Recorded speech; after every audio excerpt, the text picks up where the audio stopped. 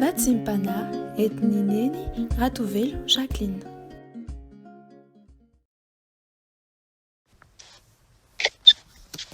Fa Jehovah no manome fahendrena ary avy amin'ny vava no hiavian'ny fahalalana sy ny fahazavan-tsaina.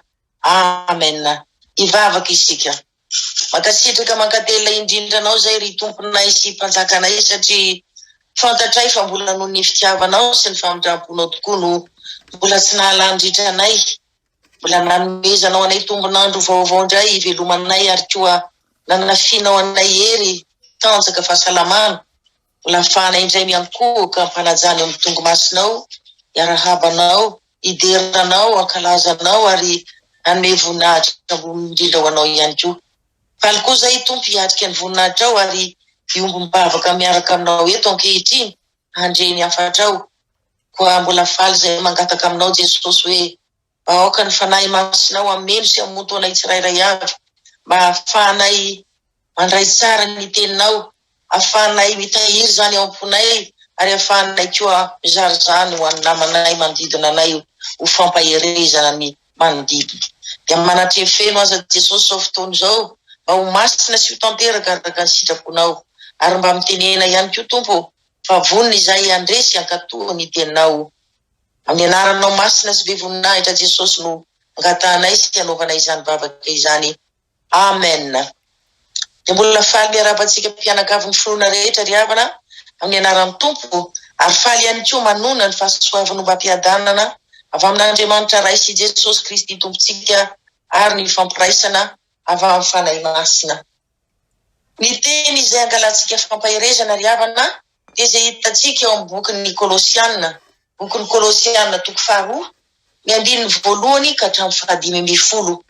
Ovakiny zany amin'ny anaran'i Jesosy Kristy tompony teny. Fa tiako fantatrareo ny hamafy ny fiezahako anareo sy izay any Laodikia mba amin'izay rehetra tsy mbola nahita ny tavako amin'ny nofo, mba ampifaliana ny fony amin'ny ampiraisana azy amin'ny fitiavana sy ho amin'ny haren'ny fahatokiana be avy amin'ny fahazavan-tsaina, ho amin'ny fahalalana tsara sy ny zava-miafina izay an'Andriamanitra dia Kristy, izay hiafena ny rakitry ny fahendrena sy ny fahalalana rehetra. Ary zany no lazaiko fa ndao isy ampahadiso hevitra anareo amin'ny teny toa marina fa na dia tsy manatrika anareo amin'ny nofo aza aho dia manatrika anareo ihany amin'ny fanahy ka mifaly sy mijery ny filaminanareo sy ny tsy fiovanareo finoana sy ny fiovan'ny tsy finoanareo amin'ny Kristy. Koa tahaka ny nandraisanareo an'i Kristy Jesosy tompo dia mandehana ho aminy araka izany koa ka mamaka tsara sy miorina mafy ao aminy ary tafatoera amin'ny finoana toy ny efa nampianarana anareo ka nazao ka mahasotoa amin'ny fisaorana. Tandremo fandrao misy mahalasa anareo babony amin'ny filozofia sy ny famitahana foana araka ny fampianarana voatolotry ny razana araka ny abidi-pianarana izao tontolo izao fa tsy araka ny Kristy.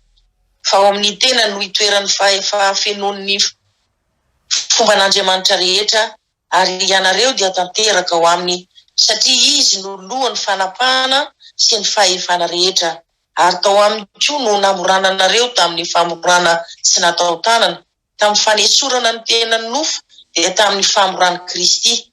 Fa niara-ny levina taminy ianareo tamin'ny batisa izay niaranareo nanatsangana tamin'ny koa noho ny finoana ny asan'Andriamanitra izay nananganana azy tamin'ny maty. Ary ianareo izay efa maty tamin'ny fahadisoana sy ny tsy fiforanany nofonareo dia novelomy niaraka tamin'ny Kristy rehefa navela ny fahadisoantsika rehetra. Ary novonomy ny soratanany didy izay niapangatsika dia nesorony tsy eo mihitsy zany ka nomboany teo amin'ny azo fijaliana. Ary nesorony tsy eo amin'ny tenany ny fanapahana sy ny fahefana ary noho ny azo fijaliana dia nasehony miariary ny fitondran'ireo toy ny fanaony izay avy nandresy. Amen. Zany andiny soratra masina zany indray ry havana ny manambara fa mbola nampianatra ny momba Jesosy Kristy ihany Paoly teto amin'ity andiny soratra masina ity. Niezaka mafy tokoa Paoly mba hampifaly ary hampiray ny kristianina amin'ny fitiavana ao Kristy Jesosy nampafantariny an'izy ireo tokoa mantsy fa Jesosy Kristy dia zava-miafin'Andriamanitra ary ao aminy no hiafenany rakitry ny fahendrena sy ny fahalalana rehetra. Tsy nasehon'Andriamanitra mihitsy mantsy ry havana io zava-miafina io tany am-boalohany, fa dia tandindona sy faminaniana no nahalalana azy talohany nahatongavan Jesosy Kristy tetỳ an-tany. Fa rehefa tonga tetỳ an-tany kosa Jesosy, zany hoe hita maso izy, niseho vatana, niaina olona, nitondra famonjena ary ny fiampianarana izay nomeny dia tena repa-sokavana be dehibe fahendrena tanteraka. Ka dia tsy nahagaga raha toa ka izany no napitany Paoly tamin'ny mpianatra mba hampahery ary hampiorina an'izy ireo tsara amin'ny finoanan'Andriamanitra. Maro tokoa ny olona ry havana ankehitriny no miezaka mitady fahendrena, mitady fahalalana, indrindra moa amin'izao fotoana mampirimorimo fandrosoana ara-tsiansa sy teknôlôjia izao. Kanefa androany dia araka ny tenin'Andriamanitra dia tokony ho fantatsika tsara fa ninon'inona fahalalana azontsika dia efa tao amin'ny Jesosy Kristy efa hatry ny ela izany. Zany hoe raha nilaza mantsy Jesosy Tompo hoe misy izao dia nisy tokoa izany, ary tao anatin'izay hoe misy izay tao koa ireo fahalalana maro isan-karazany izay azontsika. Zany hoe ny fahalalana tao amin'ny Jesosy Kristy ihany ry havana, ny fahalalana izay notovozitsika ka azontsika. Satria voalaza tokoa fa ao amin'ny Jesosy Kristy no hiafenina ny fahalalana rehetra sy ny fahendrena. Betsaka nefa isika ry havana no milaza fa ny tenantsika no endry manam-pahalalana, ary tsapa tokoa fa izany no nahatonga ny fisarahana eo amin'ny fiarahamonina. Eny fa na dia eo amin'ny sampiraita-po zany dia misy izany fisarahana izany satria samy milaza ny tena no marina ho endry avokoa ny tsirairay avy. Ny anton'izany ry havana dia satria ny fahendrena izao tontolo izao dia tsy fahendrena marina fa saritsary-pahendrena fotsiny ihany, fa ny tena fahendrena kosa dia ilay fahendrena avy ao ambony dia ao amin'ny Jesosy Kristy no misy azy. Voalaza ihany koa fa ny fahatahorana an'i Jehova no voaloha-pahendrena, ary ny olona matahotra n'Andriamanitra kosa dia olona miaino ny tenin'i Jesosy Kristy. Andriamanitra mihitsy maso no teny hoe ity no zanako malalako izay tiako, izy no enoy satria izy no hanolotra fahendrena ho anareo. Raha milaza hoe matahotra n'Andriamanitra isika kanefa isika tsy miaino ny tenin'i Jesosy Kristy zanany dia mamita tena ihany isika ary tsy hita izany fahendrena izany mihitsy. Ny tena fahendrena mantsy dia ao amin'ny Jesosy Kristy irery ihany, ary izany no tokony ezahantsika mamaky sy mandinika ny tenin'i Jesosy Kristy ary ankatoavintsika azy koa. Eny na dia mifanohitra amin'ny fanohitra sy lavin'ny fahendrena izao tontolo izao aza izany tenin'i Jesosy Kristy izany. Aleo foana ry ampitoerina ao am-po, ampiarina ao amin'ny fiainana iray manontolo ary zaraina manodidina mba ho fampahirezana ny hafa. Ary satria izany tokoa no amin'ny Jesosy Kristy, ao amin'ny Jesosy Kristy irery ihany no misy ny fahalalana, ao aminy misy ny fahendrena ary ny fahafinoan'Andriamanitra rehetra dia ao aminy koa.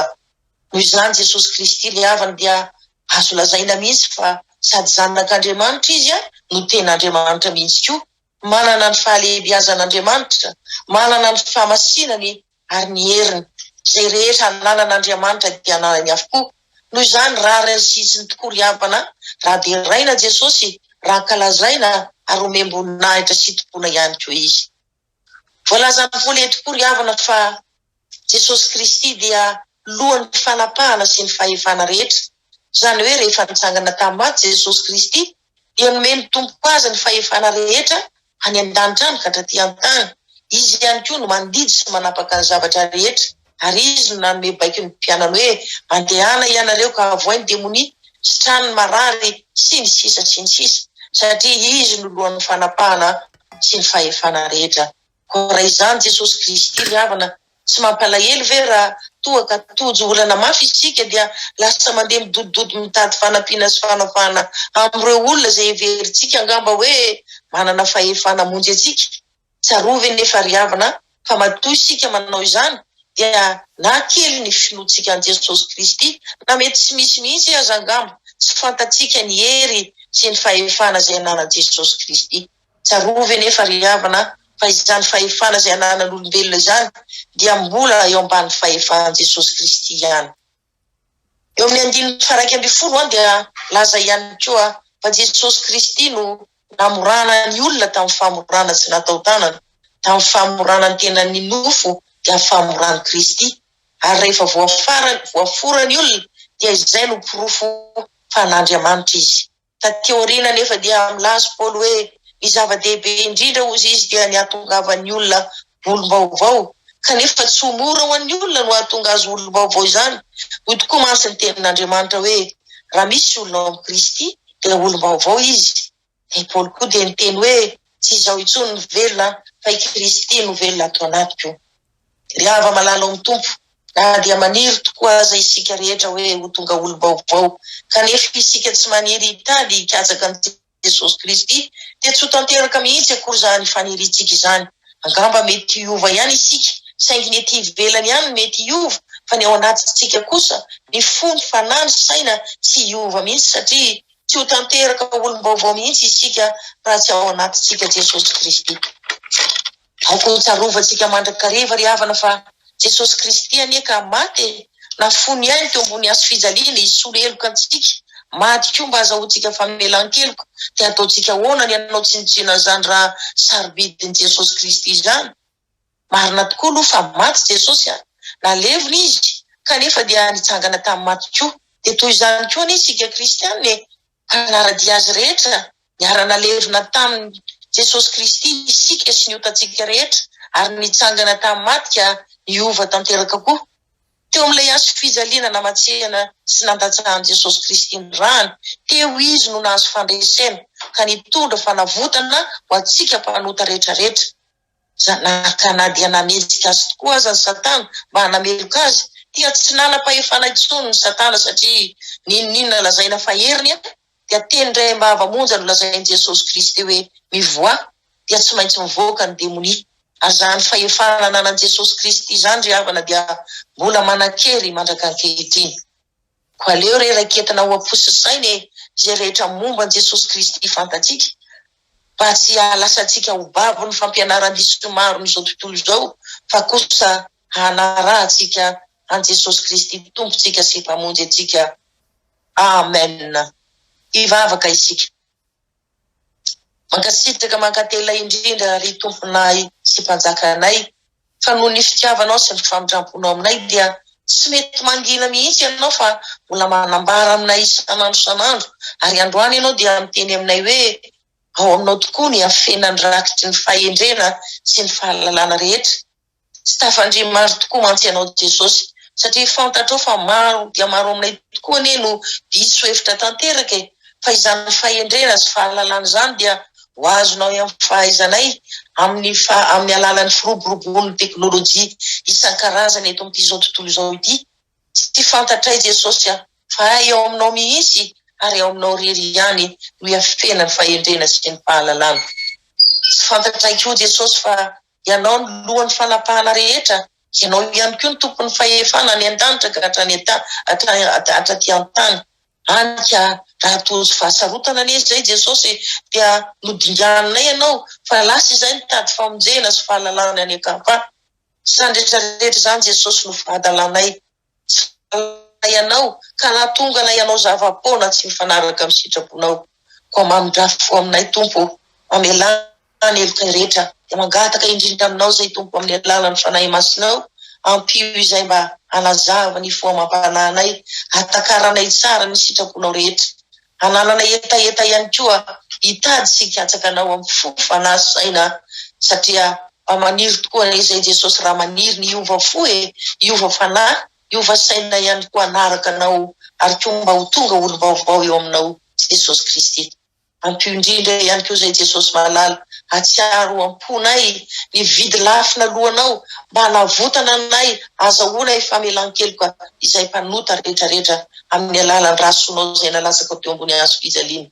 Ary koa mba tsy halasanay ho babo ny fampianaran-diso n'izao tontolo izao izay averenay tanteraka, fa kosa hatanteraka ny fanirinao dia mba andovainay ny fanjakan'ny lanitra miaraka aminao. Amen.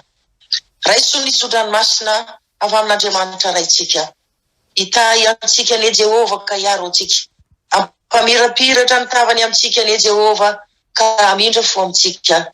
Hanandratra ny tavany amintsika anie Jehova ka hanome antsika fiadanana. Ary mbola hanome antsika ihany koa ny fanahy ny fahendrena, ny fanahy ny fahalalana tsaran'i Jesosy Kristy mba hitomboantsika amin'ny finoana sy azahoantsika mandova ny fanjakan'ny lanitra. Amen. Misaotra besaka Jesosy midera ny anja ny voninahitra ambony indrindra dia atolotra eo anao anio amin'ny piso ary amin'ny taona rehetra mandrakizay. Fa ny fahalalana tsaranao kosa re mba omeo anay ary koa ny fahendrena ataovy aminay tsirairay avy. Ho tanteraka tokoa an'izany amin'ny anaran'ny Ray sy ny Zanaka ary ny Fanahy Masina